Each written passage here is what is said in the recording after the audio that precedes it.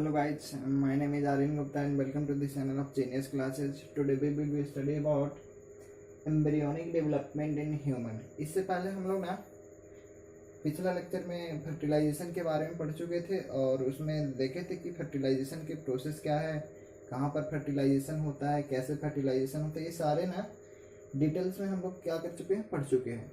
हम लोग देखे थे कि फैलोपियन ट्यूब में, ये मान लीजिए कि फैलोपियन ट्यूब है और ये यूट्रस का पार्ट है।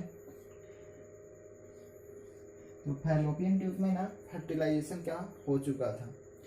फर्टिलाइजेशन के बाद हम लोग एम्ब्रियो का कैसे डेवलपमेंट होता है, किस प्रकार से जाइगोट जो होता है से एम्ब्रियो मतलब जाके एंडोमेट्रियम से क्या करता है, इम्प्लांट करता है, उसके बारे में आज ना हम लोग प्रोसेस बाय प्रोसेस देखेंगे। यानी कि आज हम लोग को मेन टॉपिक है एम्ब्रियोनिक डेवलपमेंट इन ह्यूमन, मतलब एम्ब्रियो का विकास कैसे ह्यूमन में होता है ना, इसके बारे में देखेंगे। तो इसको देखने से पहले हम लोग फर्टिलाइजेशन में देखें कि फर्टिलाइजेशन में मेल गैमेट होता है और फीमेल गैमेट जो होता है, ये दोनों फर्टिलाइज कहाँ किए, तो फैलोपियन ट्यूब में फर्टिलाइज किए। ये फैलोपियन ट्यूब में फर्टिलाइजेशन तो हो गया। फर्टिलाइजेशन होने के बाद क्या होता है कि जैसे ही जाइगोट का निर्माण होता है, तो ये जाइगोट जो होता है, ये जाइगोट ना सेल डिवीजन करने लगता है और ये जाइगोट ना बहुत स्पीड में रैपिडली मतलब तेजी से सेल डिवीजन करता है। और सेल डिवीजन करते करते ना ये किधर की ओर मूव करता है, तो यूट्रस की तरफ क्या करता है, मूव करता है। यानी कि फैलोपियन ट्यूब से सेल डिवीजन करते करते यूट्रस की तरह यह क्या करता है, मूव करता है। यहाँ से एक बात और देखिए, यहाँ पे ना फर्टिलाइजेशन के समय से लेके यदि बात की जाए कि जिस समय फर्टिलाइजेशन होता है उसके बाद और 8 घंटा के बाद, फर्टिलाइजेशन के 8 घंटा के बाद यदि बात की जाए, तो 8 घंटा के बाद के जो जाइगोट होता है उसको ना एम्ब्रियो कहते हैं। फर्टिलाइजेशन के 8 घंटा के बाद के जो जाइगोट होता है उसको क्या कहा जाता है, एम्ब्रियो। लेकिन इसको तब तक एम्ब्रियो कहा जाता है जब तक वो एम्ब्रियो 8 सप्ताह तक होती है। यानी कि ना फर्टिलाइजेशन से 8 घंटा के बाद और 8 सप्ताह से पहले जो जाइगोट होता है उसको क्या कहते हैं, एम्ब्रियो। और उसके बाद जैसे ही 8 सप्ताह पार करती है, तो 8 सप्ताह पार करने के बाद और जन्म से पहले वहां पे जो जाइगोट होता है उस जाइगोट को फीटस कहा जाता है, फीटस। उसके बाद जन्म लेने के बाद और 1 साल तक वो जो जाइगोट होता है उसको इन्फेंट, जिसको हिंदी में क्या कहते हैं, शिशु। तो जन्म लेने के बाद और 1 साल तक उसको इन्फेंट कहा जाता है। फीटस क्या होता है, तो फीटस ना 8 सप्ताह के बाद और जन्म लेने से पहले जो जाइगोट होता है उसको फीटस कहते हैं। और एम्ब्रियो 8 घंटा के बाद और 8 सप्ताह से पहले जो जाइगोट होता है उसको एम्ब्रियो कहा जाता है। तो यहाँ पे ना हम लोग देखेंगे कि एम्ब्रियोनिक डेवलपमेंट कैसे होता है। मैं बताया कि जैसे ही जाइगोट का निर्माण होता है, ये सेल डिवीजन करते करते कहाँ जाता है, यूट्रस की ओर जाता है और यूट्रस में जाके इम्प्लांटेशन होता है। इम्प्लांटेशन के बाद एम्ब्रियो का क्या होता है, डेवलपमेंट होता है। तो टोटल ना एम्ब्रियोनिक डेवलपमेंट को मतलब समझने के लिए इसे 3 फेज में बांटा गया, 3 अवस्था में बांटा गया। पहला अवस्था जो होता है वो क्लीवेज फेज की बात करूं तो पहला अवस्था क्या होता है, क्लीवेज। दूसरा अवस्था जो होता है वो formation of morula and blastula.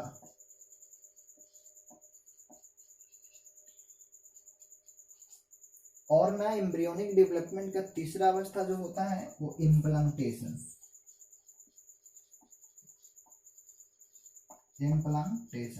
यानी कि ये 3 अवस्था ना जब पूरा हो जाएगी तब हम कहेंगे कि एम्ब्रियोनिक डेवलपमेंट होना क्या हो गया, स्टार्ट हो गया। तो ये 3 अवस्था में क्या होता है कि एम्ब्रियोनिक का डेवलपमेंट होता है।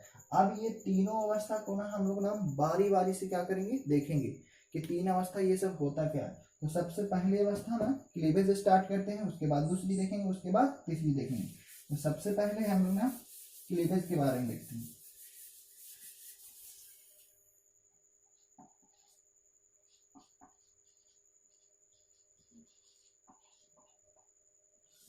तो क्लीवेज है क्या? तो क्लीवेज की यदि डिफिनेशन दिया जाए, इसको डिफाइन किया जाए, तो इसको बारे में cleavage is rapid mitotic division. Cleavage एक रैपिड माइटोटिक डिवीजन है, यानी कि ये एक रैपिडली माइटोटिक डिवीजन है। इसमें मतलब क्लीवेज एक प्रकार की समझिए माइटोटिक डिवीजन ही है। ऐसे तो ये माइटोटिक डिवीजन क्यों कहा गया, ये माइटोटिक डिवीजन जब कहा गया तो इसको क्लीवेज एक्स्ट्रा नाम क्यों दिया गया, इसके बारे में देखेंगे, क्योंकि ये माइटोटिक डिवीजन से थोड़ा सा डिफरेंस है। लेकिन जिस तरह से माइटोटिक डिवीजन होता है उसी प्रकार से जाइगोट का माइटोटिक डिवीजन जब होता है, तो जाइगोट का माइटोटिक डिवीजन जब होता है तो उसी को क्या बोलते हैं, क्लीवेज बोलते हैं। और ये ना रिपीटेड माइटोटिक डिवीजन है। रिपीटेड माइटोटिक डिवीजन मतलब यह बार बार रिपीट करते रहता है, यानी कि क्लीवेज की प्रक्रिया जो है, यानी माइटोटिक डिवीजन की प्रक्रिया बार बार जाइगोट में होती रहती है। और बार बार जाइगोट में होने से ना इसकी सेलों की संख्या जो होती है, और सेलों की संख्या हमेशा बार बार क्या रहती है, बढ़ते रहती है। तो ये ना क्लीवेज की क्या है, मेन डिफिनेशन है। दूसरी बात, क्लीवेज की एक अच्छा डिफिनेशन दिया जाए तो क्लीवेज एक रैपिड माइटोटिक डिवीजन है, जो यानी कि बोल सकते हैं व्हिच कन्वर्ट जाइगोट, और वो भी ये जाइगोट जो होता है क्या होता है, single cell. Single cell zygote जो होता है उसको कन्वर्ट करता है कोची में, मोरूला में। और ये जो मोरूला होता है सर मल्टी सेलुलर होता है। समझिएगा क्लीवेज है क्या।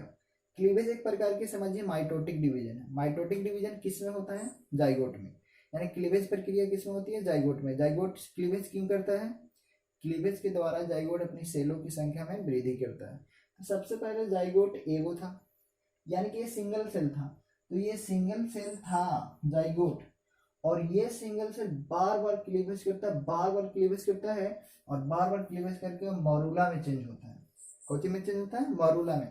मोरूला भी आगे भी मतलब और मोरूला के भी क्लीवेज होती है, तो फिर ब्लास्टूला में चेंज होता है। लेकिन ये खासकर मोरूला में चेंज होता है। और ये जो मोरूला है वो मल्टी सेलुलर है, मतलब ये एक से ज्यादा इसमें कोशिका है। तो वही क्लीवेज की डिफिनेशन दी गई है कि cleavage is a repeated mitotic division which converts zygote यानी सिंगल सेल इनटू मोरूला, मतलब मल्टी सेलुलर में क्या करता है, कन्वर्ट करता है। अब ये तो देखें ना हम लोग क्लीवेज की डिफिनेशन। अब हम लोग देखेंगे कि ये क्लीवेज स्टार्ट कहाँ से होता है। तो क्लीवेज ना जैसे ही फैलोपियन ट्यूब में मतलब फर्टिलाइजेशन होता है, तो फर्टिलाइजेशन होते ही जैसे ही जाइगोट का निर्माण होता है, तो वहीं से ना क्लीवेज की प्रक्रिया क्या हो जाती है, स्टार्ट हो जाती है। और वहीं से क्लीवेज की प्रक्रिया स्टार्ट हो जाती है, यानी कि cleavage is start from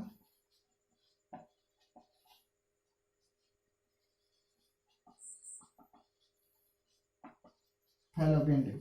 fallopian tube से ही स्टार्ट हो जाती है, और ये कहाँ तक होती है, तो यूट्रस तक होती है। यानी कि यूट्रस में जाने के बाद भी मोरूला का क्या होता है, क्लीवेज प्रक्रिया होती है, तब जाके ब्लास्टूला का क्या होता है, निर्माण होता है। किस प्रकार से होता है वो देखेंगे। लेकिन यहाँ देखिए कि क्लीवेज की प्रक्रिया जो है फैलोपियन ट्यूब में स्टार्ट हो जाता है। और दूसरी बात, ये मान लीजिए कि ये आपका फैलोपियन ट्यूब हो गया, ये हो गया आपका यूट्रस के, मान लीजिए कि ये यूट्रस कैविटी हो गया। तो ये फैलोपियन ट्यूब से यहाँ पे मान लीजिए जाइगोट है, फर्टिलाइजेशन हुआ, जाइगोट है। तो ये जाइगोट को ना यूट्रस तक आते आते 4 दिन का समय लगता है। कितना दिनों का, 4 दिनों का। और 4 डेज लगता है, और 4 डेज तक क्या होते रहता है, क्लीवेज होते रहता है। अब यहाँ पे ना फिगर के माध्यम से थोड़ा सा क्लीवेज के बारे में देखते हैं। तो फिगर के माध्यम से ये देखिए जाइगोट है। अब जाइगोट ना जैसे ही क्लीवेज किया, माइटोटिक डिवीजन है, माइटोटिक डिवीजन में एक सेल से 2 सेल बनता है। तो क्लीवेज करने के बाद जाइगोट 2 सेल में बदला, और जैसे ही ये जाइगोट 2 सेल में बदलता है, तब ये जाइगोट नहीं कहलाता, अब कहलाने लगता है ब्लास्टोमेयर।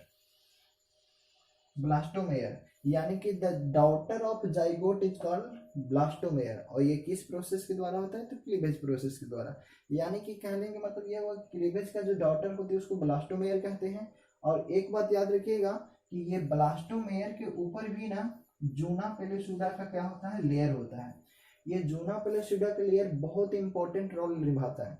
और ये जूना पेलिसुडा का लेयर जो होता है वो तब तक होता है जब तक कि ये ब्लास्टूला, यानी कि ये जैसे जैसे निर्माण, ये जाइगोट पूरी तरह से इम्प्लांट ना कर जाए एंडोमेट्रियम पर, यानी कि यूट्रस के इंटरनल वॉल पर जब तक ना पूरी तरह से इम्प्लांटेशन नहीं हो जाता है जाइगोट का, तब तक ये जूना पेलेसुडा के लेयर इस पे ही रहता है।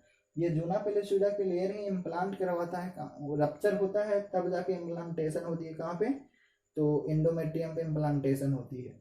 दूसरी बात, यदि ये जूना पेलेसुडा के लेयर यदि फैलोपियन ट्यूब में ही हट जाना, तो ये जो होता है ना, ये जूना पेलेसुडा के लेयर यदि फैलोपियन ट्यूब में हट जाए तो क्या होगा कि ये जाइगोट जो है सिर्फ फैलोपियन ट्यूब के इंटरनल बाल पे ही क्या कर जाएगा, इम्प्लांट कर जाएगा, क्योंकि ये बहुत स्टिकी होता है, स्टिकी मतलब लसदार होता है, और वहाँ पे ना फैलोपियन ट्यूब को के बाल पे ही क्या करेगा, वहाँ पे मतलब अटैच हो जाएगा, और जैसे ही इम्प्लांट वहाँ पे होगा उसको ट्यूब्यूल प्रेगनेंसी बोलते हैं। फैलोपियन ट्यूब के बाल पे ही जाइगोट का इम्प्लांट होना ट्यूब्यूल प्रेगनेंसी कहलाता है, और ये बहुत खतरनाक होता है, इसीलिए जूना पेलेसुडा के लेयर हमेशा इस जाइगोट के ऊपर रहता है। इसके बाद यदि देखा जाए तो ये क्लीवेज प्रक्रिया द्वारा 2 से 4 बनते हैं, 4 से 8, 8 से फिर क्या बनेंगे 16, और जैसे ही 16 सेल बनता है, 16 सेल जो बनता है उसी को ना मोरूला कहते हैं। जाइगोट के जो 16 सेल बनता है उसी को क्या कहते हैं, मोरूला। याद रखिए, ये ऑब्जेक्टिव में पूछता है, तो 16 सेल बनता है उसको क्या बोलते हैं, मोरूला। और उसके बाद जो क्लीवेज होता है, उसके बाद मोरूला के बाद क्या बनता है, ब्लास्टूला, और यही ब्लास्टूला जो होता है वो इंडोमेट्रियम के वाल पे क्या करता है, तो इम्प्लांट होता है। ये ब्लास्टूला के इंटरनल स्ट्रक्चर के बारे में फिर से पढ़ेंगे, यही लेक्चर में पढ़ेंगे, लेकिन ये प्रोसेस देख लीजिए कि बार बार क्लीवेज हो रहा है, और क्लीवेज होते ही सेलों की संख्या क्या हो रही है, बढ़ रही है। एक बात और, क्लीवेज जो होता है पहला क्लीवेज कब स्टार्ट होता है, तो जैसे देखिए, जैसे ही फर्टिलाइजेशन होता है, तो फर्टिलाइजेशन होने के 24 घंटे बाद क्लीवेज की प्रक्रिया होना स्टार्ट हो जाता है। कितना घंटा बाद, 24 घंटा बाद, और 24 घंटे के बाद क्लीवेज प्रक्रिया स्टार्ट हो जाता है। और क्लीवेज, पहला क्लीवेज जो होता है, यानी कि एक जाइगोट से 2 सेल बनने की प्रक्रिया जो है, जिसको पहला क्लीवेज बोल रहे हैं, वो पहला क्लीवेज 6 घंटा में परिपूर्ण होता है। यानी कि पहला मतलब देखिए 24 घंटा बाद तो स्टार्ट हुआ, और 6 घंटा में परिपूर्ण हुआ, यानी कि पहला जो है क्लीवेज प्रक्रिया वो फर्टिलाइजेशन के 30 घंटे बाद क्या होता है, पूर्ण हो जाता है। यानी कि फर्टिलाइजेशन के 30 घंटे बाद पहला क्लीवेज बन जाता है, और पहला क्लीवेज से दूसरा क्लीवेज बनने में ना 10 घंटा लगता है। यानी कि पहला क्लीवेज से दूसरा क्लीवेज बनने में कितना घंटा लगता है, 10 घंटा लगता है। तो ये ना हुआ टोटल प्रोसेस क्लीवेज का। एक बात और, जैसा कि मैं आप लोग को बताया कि क्लीवेज जो है वो माइटोटिक डिवीजन से बिल्कुल क्या है, डिफरेंस है। तो वो क्या डिफरेंस है उसको देखेंगे, इससे पहले आप लोग स्क्रीनशॉट लेंगे।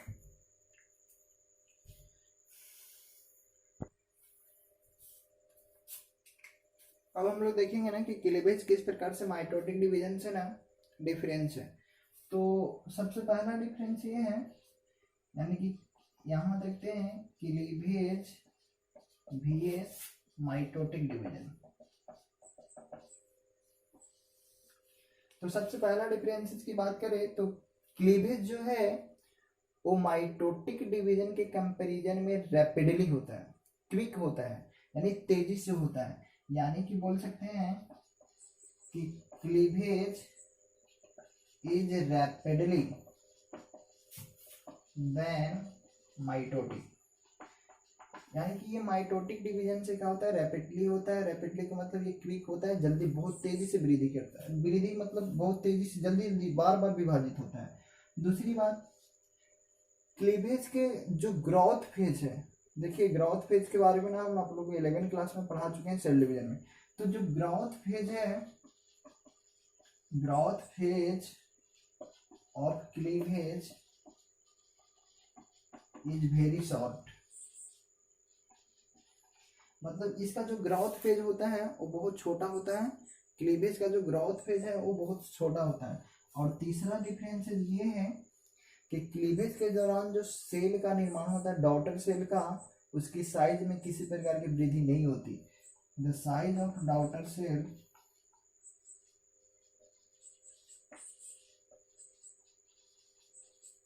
इन क्लीवेज इज नॉट इंक्रीज्ड। देखिए क्लीवेज की यदि बात करते हैं तो क्लीवेज में एक सेल से ना मान लीजिए एक सेल है, एक सेल से दो सेल बने, तो दो, एक सेल से दो सेल बने, तो ऐसा नहीं कि जो डॉटर दो सेल बनता है उसकी साइज पहले के कंपैरिजन में बढ़ जाता है, साइज नहीं बढ़ता।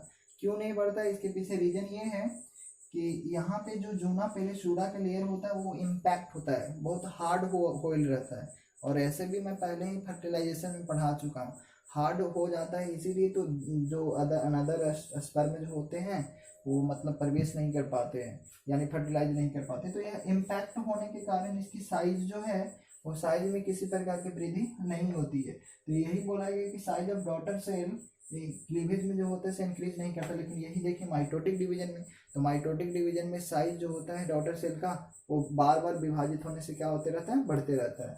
उसके बाद चौथा यदि देखा जाए न्यूक्लियो प्लाज्मिक रेशियो, वो क्या कर जाता है, इंक्रीज कर जाता है।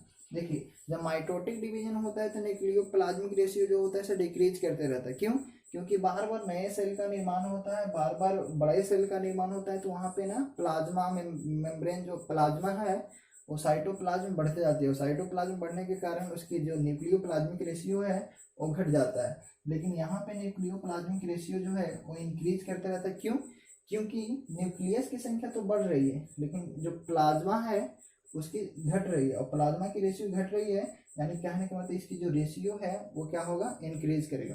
तो ये मेजर 4 डिफरेंसेस थे क्लीवेज और माइटोटिक डिवीजन के बीच में। एक बहुत अच्छी बात ये है, ध्यान देने वाला बात, कि देखिए यदि एक सेल ये है जाइगोट, जाइगोट से क्लीवेज के द्वारा 2 सेल का निर्माण हुआ, 2 से कितना का निर्माण हुआ, 4 का निर्माण हुआ, 4 से कितना का निर्माण हुआ, तो 8 का निर्माण हुआ। तो ऐसे ऐसे सेलों का तो निर्माण होता है क्लीवेज के द्वारा।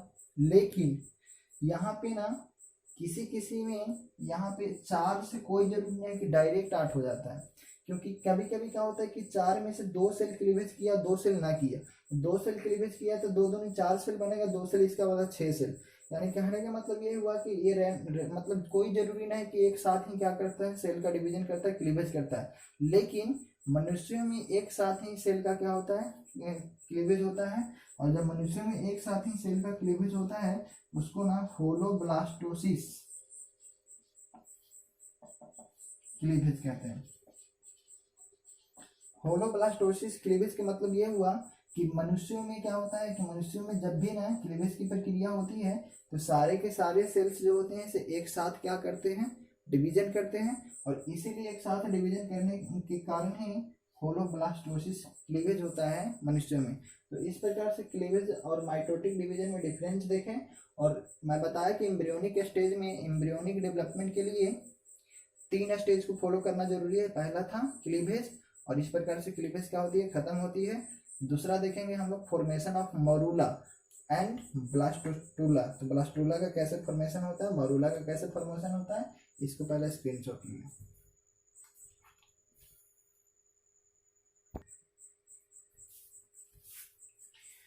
अब हम लोग ना एम्ब्रियोनिक के डेवलपमेंट के दूसरा स्टेज जो है वो दूसरा स्टेज देखेंगे, formation of मरूला and blastocyst.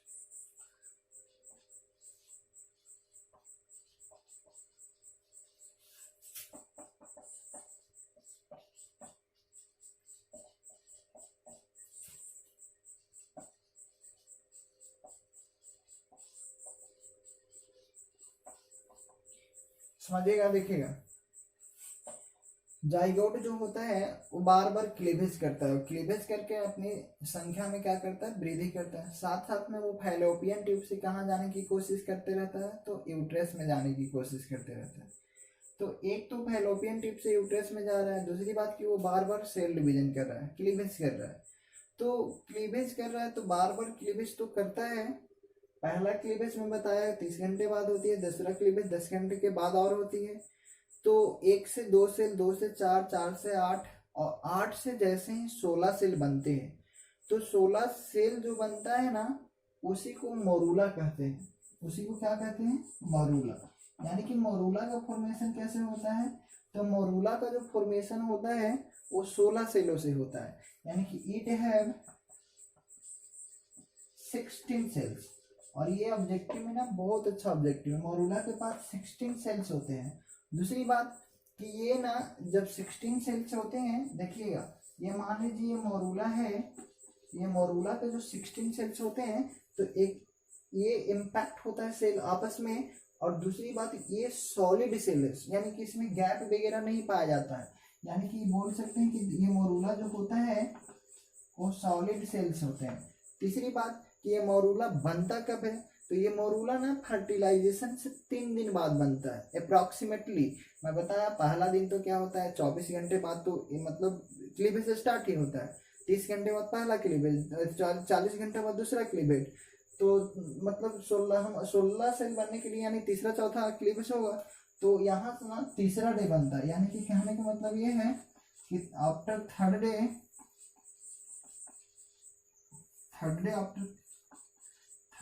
After fertilization, यानी कि फर्टिलाइजेशन के तीसरा दिन, फर्टिलाइजेशन के बाद तीसरा दिन क्या होता है, मोरूला का क्या होता है, डेवलपमेंट होता है। और ये मोरूला का डेवलपमेंट क्लीवेज के ही माध्यम से होता है। तो ये 3 प्रॉपर्टी देखे। चौथा यदि बात की जाए मोरूला की, तो मोरूला जो होता है मैं बताया, ये मोरूला के ना बाहर ये जूना पेलियोसिडा का लेयर होता है, यानी कि it is surrounded by zona pellucida layer. तो बोल सकते हैं कि it is surrounded by zona pellucida layer. और एक बहुत अच्छी बात ये है कि ये जो मोरूला का जो साइज होता है वो ओरिजिनल जाइगोट के साइज के बराबर होता है। मतलब ये जाइगोट है, ये जाइगोट ही बार बार डिवाइड करता है और लास्ट में मोरूला बनता है जब 16 सेल में डिवाइड हो जाता है। तो ये जो जाइगोट मोरूला का साइज है वो जाइगोट के साइज के क्या होता है, बराबर होता है। यानी कि ऐसा नहीं कि मोरूला का साइज बढ़ जाता है बार बार डिवीजन करने। क्यों नहीं बढ़ता ये बता चुका हूँ, क्योंकि ये बाहर की जो जूना पेलियोसिडा लेयर बहुत हार्ड होता है, इसकी साइज को बढ़ने नहीं देता, इसको इम्पैक्ट करके रखता है। यानी कि बोल सकते हैं कि size of morula is equal to size of zygote, यानी कि जाइगोट ओरिजिनल जाइगोट जो होता है उसकी साइज के इक्वल होता है मोरूला की क्या होती है, साइज।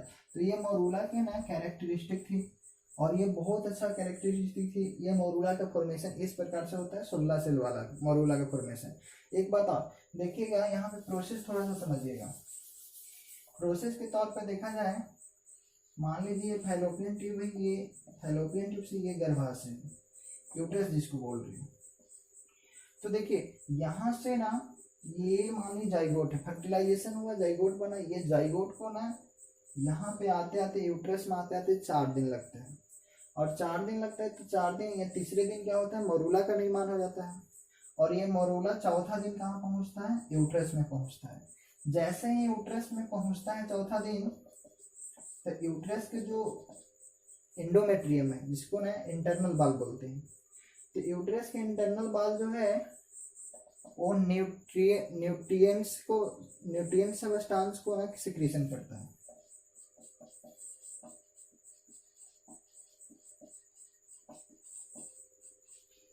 न्यूट्रिएंट्स सब्सटेंस मतलब पोषक पदार्थों को क्या करता है, सिक्रीशन करता है।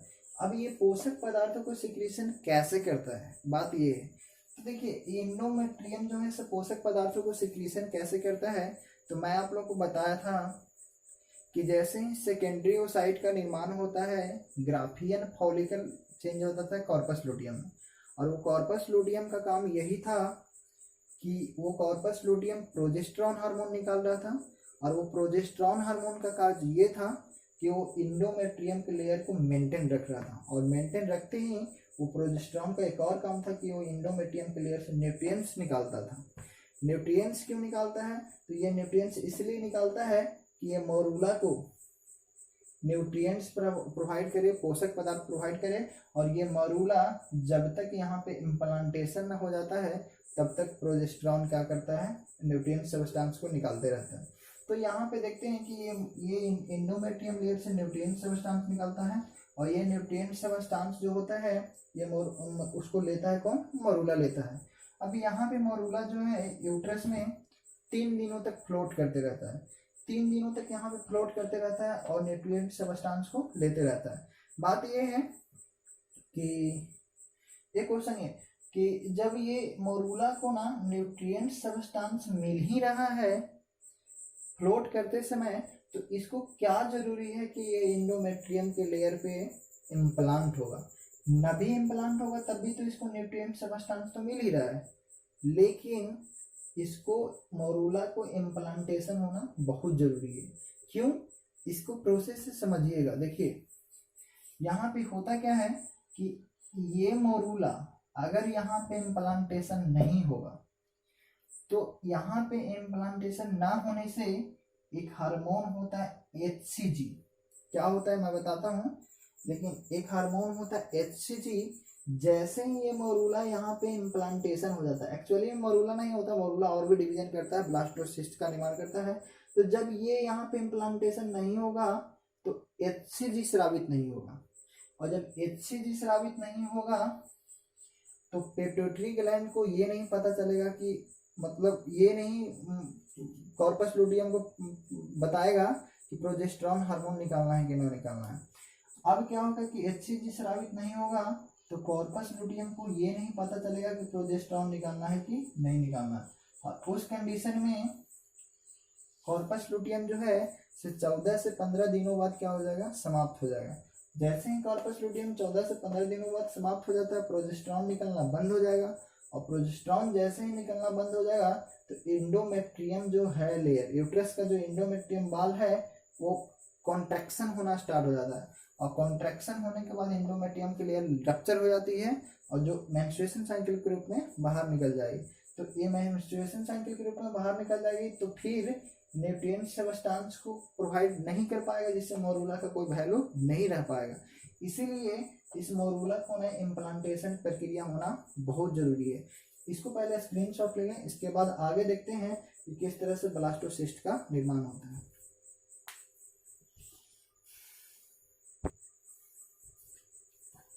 अभी तक तो हम लोग देखें कि क्लीवेज के द्वारा मोरूला का क्या हो चुका है, निर्माण हो चुका है। और मोरूला में ना कितने सेल हैं, 16 सेल हैं। जब 16 सेल है, ये मोरूला को फिर से क्लीवेज होती है तो 16 से कितने सेल बनते हैं, 32 सेल बनते हैं। और वही जो 32 सेल होता है उसी को ना ब्लास्टोसिस्ट कहा जाता है। 16 सेल रहेंगे तो मोरूला एक बार फिर से क्लीवेज करती है, और क्लीवेज करने के बाद क्या चीज का निर्माण करती है, ब्लास्टोसिस्ट का निर्माण करती है। ब्लास्टोसिस्ट को ना ब्लास्टूला भी कहा जाता है। ब्लास्टूला की यदि स्ट्रक्चर की बात की जाए तो ये मान लीजिए ब्लास्टूला है, इसको ना इंटरनल स्ट्रक्चर की बात करते हैं, ये ब्लास्टूला, इसको ब्लास्टोसिस्ट भी कहते हैं। एक्चुअली में मैमल्स जो होते हैं ना, मैमल्स में इसको ब्लास्टूला को ब्लास्टोसिस्ट कहा जाता है। देखिएगा ये हो गया ना, ये जूना पेलिस्ट्रीडा के लेयर हो गया। मैं बताया आप लोग को कि ये जूना पेलिस्ट्रीडा लेयर तब तक होती है जब तक ये पूरी तरह से इम्प्लांटेशन न हो जाए यूट्रस के इंटरनल वॉल पे। अब देखेंगे ये तो जूना पेलिस्ट्रीडा के लेयर हो गया, इसके बाद एक बाहर इस प्रकार से ना बाहर क्या कर लेता है, सेल का निर्माण कर लेता है। इसको ना ट्रोफोब्लास्ट कहते हैं, ट्रोफोब्लास्ट। ये जो बाहर का सेल है इसको क्या कहा जाता है, ट्रोफोब्लास्ट कहा जाता है। और इसके एक तरफ बहुत सारे सेल आके क्या कर जाते हैं, इकट्ठे हो जाते हैं, और ये जो सेल है इसको ICM कहा जाता है, इनर सेल मास। इसका फुल फॉर्म होता है इनर सेल मास।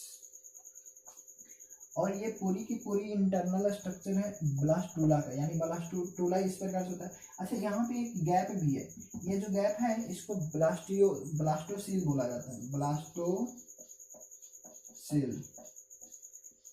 और ये जितना टॉपिक है ना बहुत इंपॉर्टेंट टॉपिक है, इसका नाम याद रखना बहुत जरूरी है। तो ये ब्लास्टूला का इंटरनल स्ट्रक्चर है। अब देखेंगे ये जूना पेलिस्ट्रीडा का लेयर, जूना पेलिस्ट्रीडा लेयर रप्चर होता है, टूटता है, तब जाके ना क्या होता है, तो इम्प्लांटेशन क्रिया होती है। यहाँ पे देखेंगे ये जो ट्रोफोब्लास्ट है, ट्रोफोब्लास्ट का काम क्या है, तो ये ट्रोफोब्लास्ट का ना बहुत इंपॉर्टेंट काम है। यही ट्रोफोब्लास्ट जो होता है, देखिए यही जो है ब्लास्टोसिस्ट जाके इम्प्लांटेशन होगा और इसी से एम्ब्रियो का क्या होगा, डेवलपमेंट होगा। तो यहाँ पे जो ट्रोफोब्लास्ट सेल है ना, ये ट्रोफोब्लास्ट सेल का क्या होता है, तो किसी प्रकार की एम्ब्रियो को डेवलपमेंट में रोल नहीं होता, यानी कि no role in embryo, embryo को डेवलपमेंट में ये ट्रोफोब्लास्ट का रोल नहीं होता, यानी कि एम्ब्रियो के डेवलपमेंट का मतलब जैसे एम्ब्रियो के सेल का निर्माण करने में इसका कोई रोल नहीं होता, जैसे हाथ का बनना, पैर का बनना, ये सब में ना इसका रोल नहीं होता। तो इसका रोल क्या होता है, तो इसका रोल ना प्लेसेंटा को निर्माण करने में होता है, जिसके माध्यम से ना एम्ब्रियो को क्या मिलता है, तो पोषक पदार्थ मिलता है मां से। तो ये क्या करता है, प्लेसेंटा डेवलप करते हैं। अच्छा, ये बात कर आईसीएम की बात करते हैं, इनर सेल मास की बात करते हैं। तो इनर सेल मास का ये काम है कि ये एम्ब्रियो के सेल का निर्माण करने में बहुत महत्वपूर्ण भूमिका निभाती है, यानी कि यही इनर सेल मास जो है वो एम्ब्रियो के पैर, हाथ, जो भी सेल का निर्माण होता है वो सेल का निर्माण आईसीएम के द्वारा होता है। इसीलिए इसको एम्ब्रियो ब्लास्टोसिस भी बोलते हैं, एम्ब्रियो ब्लास्ट। तो यही एम्ब्रियो ब्लास्ट है, और इसका रोल क्या है, तो रोल ये है कि एम्ब्रियो को ना सेल्स को क्या करेगा, डेवलप करेगा। तो इस प्रकार से ब्लास्टूला का ना हम लोग इंटरनल स्ट्रक्चर के बारे में देखें। अगला जो प्रोसेस है एम्ब्रियोनिक डेवलपमेंट का, वो मैं बताया इम्प्लांटेशन है। तो किस प्रकार से इम्प्लांटेशन होती है, इम्प्लांटेशन क्या होता है उसके बारे में देखते हैं। इससे पहले इसका स्क्रीनशॉट ले लें।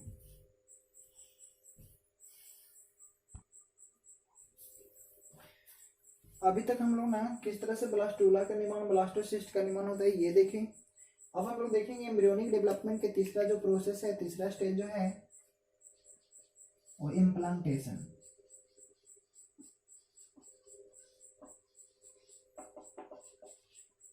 इम्प्लांटेशन है क्या, तो मैं बताया आप लोग को कि यहाँ पे ये मान लीजिए गर्भाशय की बाल है, यहाँ पे आके ना मोरूला है, मोरूला कन्वर्ट हो चुका है कोची में, ब्लास्टोसिस्ट में, और ये ब्लास्टोसिस्ट में कन्वर्ट हो चुका है। ब्लास्टोसिस्ट की इंटरनल स्ट्रक्चर भी बताएं कि ये जूना पेलोस्यूडा लेयर, ये जो है ट्रोफोब्लास्ट है, ट्रोफोब्लास्ट। मैं बताया कि इसके एक तरफ सेल आके जमा हो जाते हैं, इसको आईसीएम बोला जाता है। ये जूना पेलोस्यूडा लेयर है। मैं ये भी बताया कि आईसीएम जो होता है इसे एम्ब्रियोनिक डेवलपमेंट में भाग लेता है, ट्रोफोब्लास्ट प्लेसेंटा का डेवलपमेंट करता है। तो देखिए यहाँ पे ना मैं बताया कि ये जो मोरूला होता है वो मोरूला 3 दिनों तक क्या करते रहता है, फ्लोट करते रहता है। 4 दिन तो आने में समय लगा, 3 दिन यही फ्लोट किया। 4 दिन कितना दिन हो गए, फ्रेंड्स मिलते रहता है इंटरनल वाल से। अब क्या होता है कि जैसे ही ये ब्लास्टोसिस्ट में क्या करता है, प्रवेश करता है, ब्लास्टोसिस्ट का निर्माण करता है। तो ब्लास्टोसिस्ट का निर्माण करते ही 10वां दिन क्या होता है कि ये ब्लास्टोसिस्ट जो होता है वो यूट्रस के इंटरनल बाल से अटैच हो जाता है, और अटैच होने की प्रक्रिया को हम क्या कहते हैं, इम्प्लांटेशन कहते हैं। यानी कि द अटैचमेंट, या फिर बोल सकते हैं एम्बेडेड। एम्बेडेड मतलब होता है धंसना। तो एम्बेडेड ऑफ, कौन धंसेगा, तो ब्लास्टोसिस्ट धंसेगा।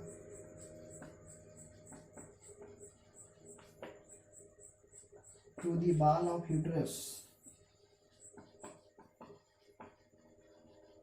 It's called implantation.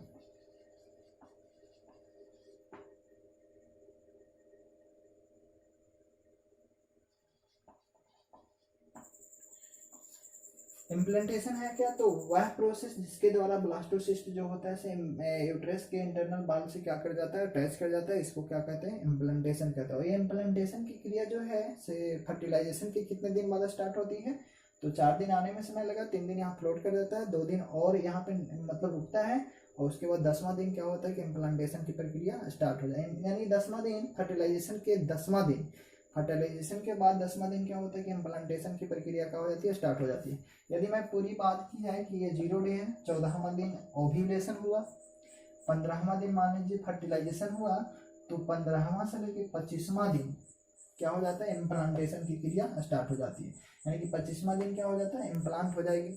अब जैसे इम्प्लांटेशन की क्रिया स्टार्ट होती है तो इम्प्लांटेशन होता कैसे, क्यों इम्प्लांट कर जाता है ब्लास्टोसिस्ट, ब्लास्टोसिस्ट में क्या ऐसा होता है जो यहाँ पे इम्प्लांट कर जाता है, तो उसको देखने के लिए प्रोसेस देखते हैं। प्रोसेस यदि बात की जाए तो प्रोसेस ये है कि ब्लास्टोसिस्ट के जो ट्रोफोब्लास्ट है, ट्रोफोब्लास्ट ये ट्रोफोब्लास्ट है से एक एंजाइम का सिक्रीशन करता है और उस एंजाइम का नाम है प्रोटियोलाइटिन एंजाइम, प्रोटियोलाइटिक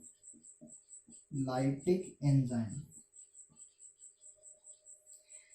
ये ट्रोफोब्लास्ट जो है इसे प्रोटियोलाइटिक एंजाइम का सिक्रेशन करता है और ये प्रोटियोलाइटिक एंजाइम जो है वो जूना पेलिस्यूडा के लेयर को ना तोड़ता है, डीजेनरेट करता है, यानी कि it degenerate the layer of zona pellucida, यानी कि ये ट्रोफोब्लास्ट जो एंजाइम निकाला प्रोटोलाइटिक एंजाइम, ये जूना पेलिस्यूडा के लेयर को तोड़ देता है और इस प्रोसेस तोड़ने की प्रोसेस को हैचिंग कहा जाता है। ये प्रोसेस क्या कहलाता है, हैचिंग। यानी कहने का मतलब कि ये ट्रोफोब्लास्ट जो है जूना पेलिस्यूडा को हैच करता है, तोड़ता है, और तोड़ते ही ये जैसे ही जूना पेलिस्यूडा के लेयर टूटता है, यानी हैचिंग की प्रोसेस जैसे ही होती है, हैचिंग की प्रोसेस होते ही ये जो क्या है ब्लास्टोसिस्ट जो है वो इम्प्लांट कर जाता है। तो कहाँ पे इम्प्लांट कर जाता है, तो एंडोमेट्रियम पे, क्योंकि ये स्टिकी होता है। ये जैसे ये हार्ड, देखिए जूना पेलिस्यूडा लेयर तो हार्ड होता है, लेकिन जैसे ही ये टूट गया तो टूटने के बाद ये स्टिकी होता है, स्टिकी चिपकदार होती है और ये जाके इम्प्लांटेशन कर जाती है यूट्रस के इंटरनल बाल पे, एंडोमेट्रियम के बाल पे क्या कर जाती है, इम्प्लांट कर जाती है। उसके बाद यदि हम लोग थोड़ा सा और देखें कि ये जो ट्रोफोब्लास्ट है, ट्रोफोब्लास्ट प्रोटियोलाइटिन एंजाइम जैसे ही निकालती है, तो प्रोटियोलाइटिन एंजाइम निकालते ही ना ये ट्रोफोब्लास्ट दो सेल में बढ़ जाती है, एक इनर सेल एक आउटर सेल। जो इनर सेल है उसको इनर साइटोट्रोफोब्लास्ट बोला जाता है, साइटोट्रोफोब्लास्ट, और आउटर वाला को ना सिंसियोट्रोफोब्लास्ट बोला जाता है, सिंसियोट्रोफोब्लास्ट। अब ये दोनों का काम देखिए ज्यादा कुछ बता नहीं रहे, बता यही रहा हूँ कि जो ट्रोफोब्लास्ट है ना, ये ट्रोफोब्लास्ट ना दो सेल में बढ़ जाता है। एक होता है इनर की ओर जिसको साइटोट्रोफोब्लास्ट बोला जाता है, और जो बाहर की ओर होता है उसको सिंसियोट्रोफोब्लास्ट बोला जाता है। साइटोट्रोफोब्लास्ट का काम क्या है, ये साइटोट्रोफोब्लास्ट का काम है प्लेसेंटा डेवलप करना, प्लेसेंटा डेवलप करना। जो प्लेसेंटा क्या करता है, तो वो प्लेसेंटा जो होता है वो एम्ब्रियो को क्या करता है, नरिशमेंट प्रोवाइड करता है, पोषक पदार्थ प्रोवाइड करता है मां से। और ये सिंसियोट्रोफोब्लास्ट का काम क्या है, तो इसका बहुत इंपॉर्टेंट काम है, ये HCG रिलीज करता है। HCG का मतलब होता है एक हार्मोन है, ह्यूमन क्रोनिक गोनाडोट्रोपिक।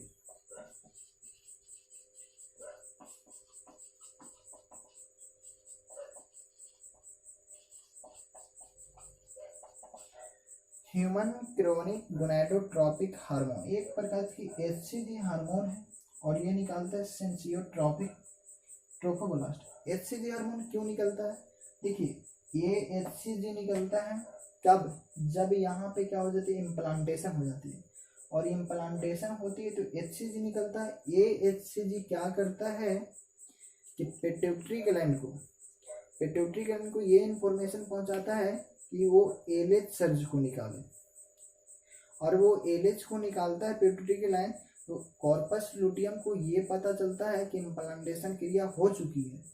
और कॉर्पस लुटियम को जब ये पता चलता है कि इम्प्लांटेशन प्रक्रिया हो चुकी है, तो कॉर्पस लुटियम प्रोजेस्टेरॉन रिलीज करते रहता है। क्यों, क्योंकि यहाँ पे ना एंडोमेट्रियम को लेयर को ना मेंटेन रखना है। क्यों, क्योंकि ये ना एंडोमेट्रियम के लेयर जो एम्ब्रियो को क्या देगा, न्यूट्रिएंट्स देगा, पोषक पदार्थ देगा।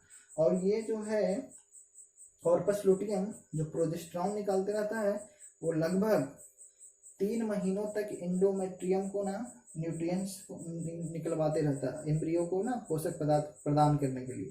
लगभग कॉर्पस लुटियम 3 महीनों तक, 3 महीना के बाद फिर एम्ब्रियो जो होता है प्लेसेंटा के माध्यम से माँ से ना मतलब न्यूट्रिएंट्स प्राप्त करने लगता है। लेकिन 3 महीनों तक जो भोजन मिलता है, जो पोषक पदार्थ मिलता है, वो पोषक पदार्थ ना कॉर्पस लुटियम के द्वारा निकाला गया जो प्रोजेस्टेरॉन हार्मोन है, वो प्रोजेस्टेरॉन हार्मोन के द्वारा एंडोमेट्रियम से न्यूट्रिएंट्स प्राप्त किया जाता है। वही एम्ब्रियो को क्या मिलता है, भोजन प्रोवाइड करता है। तो ये HCG का ना बहुत इंपॉर्टेंट रोल है। यदि मान लीजिए इम्प्लांटेशन क्रिया नहीं होती है तो क्या होगा, HCG तो स्रावित होगा नहीं, और HCG स्रावित ना होगा तो कॉर्पस लुटियम डीजेनरेट हो जाता है। कॉर्पस एल्बिकेंस में प्रोजेस्टेरॉन नहीं निकलेगा, यहाँ पे एंडोमेट्रियम के जो वाल है वो मेंटेन नहीं रहेगा, न्यूट्रिएंट्स नहीं निकलेगा, एमोरुला को कोई वैल्यू नहीं रह जाएंगे। तो इस प्रकार से हम लोग देखें कि ट्रोफोब्लास्ट की क्या काम हुआ, इम्प्लांटेशन की प्रक्रिया किस प्रकार से हुई। स्क्रीनशॉट ले लें इसका, कुछ नोट्स पॉइंट लिखा।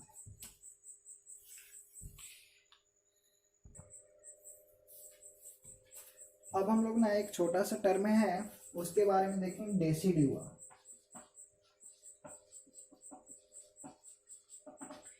डेसिडुआ क्या है, तो डेसिडुआ ना एंडोमेट्रियम का ही दूसरा नाम है।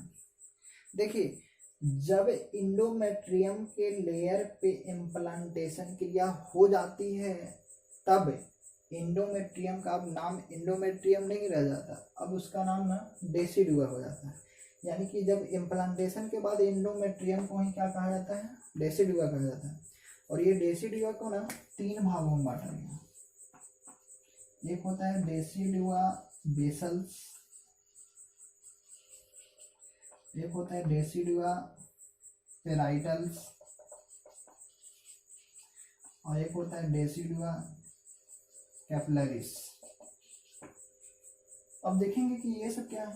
डेसिडुआ बेसल्स किसको कहते हैं, तो वैसा एंडोमेट्रियम का पार्ट या डेसिडुआ का पार्ट बोल सकते हैं जो ना धंसा हुआ होता है, जिसपे इम्प्लांटेशन धंसा हुआ होता है। यानी कि जाइगोट जो जिसपे ब्लास्टूला जो होता है और जिसके अंदर धंसा हुआ होता है, धंसा हुआ एंडोमेट्रियम का पार्ट को ही ना डेसिडुआ बेसल्स कहा जाता है। उसके बाद कैपिलरिस की बात करते हैं। डेसिडुआ कैपिलरिस क्या है, तो जैसे ही ये ब्लास्टूला धंस जाता है, ये एंडोमेट्रियम का एक लेयर जो होता है इसको कवर करता है, और ये जो कवर करने वाला ही पार्ट है उसको कैपिलरिस बोला जाता है। डेसिडुआ कैपिलरिस क्या है, तो ये कवर करता है ब्लास्टूला को, और धंसा हुआ पार्ट जो बेस की तरह बिहेव करता है उसको बेसल्स कहा जाता है। और पेराइटल्स क्या होता है, तो ये धंसा हुआ पार्ट को छोड़कर एंडोमेट्रियम के जो भी शेष भाग बच जाते हैं, वो शेष बचा हुआ भाग को ही ना डेसिडुआ क्या कहा जाता है, पेराइटल्स कहा जाता है। तो ये था ना डेसिडुआ पेराइटल्स, डेसिडुआ बेसल्स, और ये था डेसिडुआ कैपिलरिस। अब हम लोग देखेंगे, एक टॉपिक पढ़ना है, एक देखिएगा, एक टॉपिक पढ़ना है, गार्विडेक्स टेस्ट। ये गार्विडेक्स टेस्ट क्या है, तो जिस तरह से मैं बताया, सुनिएगा, जिस तरह से मैं बताया कि 25वें दिन क्या होता है, इम्प्लांटेशन होती है, और 25वें दिन इम्प्लांटेशन होती है, इसका मतलब ये हुआ कि वो जो फीमेल है वो प्रेग्नेंट हो गई है। तो वो फीमेल को कैसे पता चलेगा कि वो प्रेग्नेंट हो गई है, तो फीमेल को तब पता चलता है जब उसकी मेंस्ट्रुएशन साइकिल रुक जाती है। यानी 25वें दिन प्रेग्नेंट हुई, 28वें दिन मेंस्ट्रुएशन साइकिल नहीं होगी, तब पता चलेगा कि वो फीमेल जो है से क्या हो गई है, प्रेग्नेंट हो गई है। इसके पहले पता नहीं चलता। दूसरी बात कि यदि मान लीजिए कि वो फीमेल को प्रेगनेंसी या फिर मेंस्ट्रुएशन साइकिल के जो पीरियड है वो इधर उधर हो गया, मतलब उसकी पीरियड बढ़ कभी गया कभी घट गया, उस कंडीशन में वो जो महिला होती है, फीमेल जो होती है, वो थोड़ा टेंशन में आ जाती है कि उसको हो सके प्रेग्नेंट हुआ हो या हो सके प्रेग्नेंट नहीं हुआ हो। तो उस कंडीशन को चेक करने के लिए, कंफर्म करने के लिए, यानी प्रेगनेंसी को कंफर्म करने के लिए ना एक गार्विडेक्स टेस्ट होता है। और ये गार्विडेक्स टेस्ट के रूप में ना एक कीट का प्रयोग किया जाता है। वो कीट का कैसे प्रयोग किया जाता है बताता हूँ। यानी ये गार्विडेक्स टेस्ट जो है, इट कंफर्म द प्रेगनेंसी। ये प्रेगनेंसी को क्या करता है, कंफर्म करता है। इसमें ना एक प्रकार की कीट होती है, इस प्रकार से कीट होती है, और यहाँ पे ना नेगेटिव पॉजिटिव का क्या होता है, नेगेटिव पॉजिटिव का साइन होता है। और ये यूरिन टेस्ट है, कौन टेस्ट है, यूरिन टेस्ट, यूरिन टेस्ट। इसमें होता क्या है, तो इसमें फीमेल के जो यूरिन है वो यूरिन को ताज़ा यूरिन होना चाहिए, वो ताज़ा यूरिन को क्या किया जाता है, निकाला जाता है। और ये निकालने के बाद ना इसको ऊपर डाला जाता है, डालते हैं यदि पॉजिटिव शो करता है तो वो प्रेग्नेंट है, पॉजिटिव नहीं नेगेटिव शो करता है तो प्रेग्नेंट नहीं है। बात ये है कि पॉजिटिव क्यों शो करता है और क्यों नेगेटिव शो करता है। तो देखिए मैं बताया कि इम्प्लांटेशन जैसे ही होता है तो HCG निकलता है, HCG हार्मोन। और ये HCG जो हार्मोन है वो यूरिन में बहुत बड़ी मात्रा में पाया जाता है। फिर उस समय जब जैसे ही प्रेग्नेंट महिला होती है, वो प्रेग्नेंट महिला की यूरिन में HCG हार्मोन जो है हाई अमाउंट में पाया जाता है। और वो प्रेग्नेंट महिला के हाई अमाउंट में HCG पाया जाता है, तो यूरिन टेस्ट में क्या होता है कि यूरिन टेस्ट में HCG की मात्रा को ही पता लगाया जाता है। जैसे ही HCG यूरिन में मौजूद होता है, उस समय कीट की जो साइन होती है इसे पॉजिटिव शो करती है, तब समझा जाता है कि महिला क्या है, प्रेग्नेंट है। और उसके बाद जैसे ही जब वो इम्प्लांटेशन नहीं होती है, HCG नहीं होता है, उस कंडीशन में क्या होता है कि HCG यूरिन में नहीं बताता है, निगेटिव शो करता है, तब समझा जाता है कि महिला क्या है, प्रेग्नेंट नहीं है। तो इस प्रकार से हम लोग ना गार्विडेक्स टेस्ट किया जाता है। तो इस प्रकार से हम लोग एम्ब्रियोनिक डेवलपमेंट इन ह्यूमन को देख लिए। थैंक्स।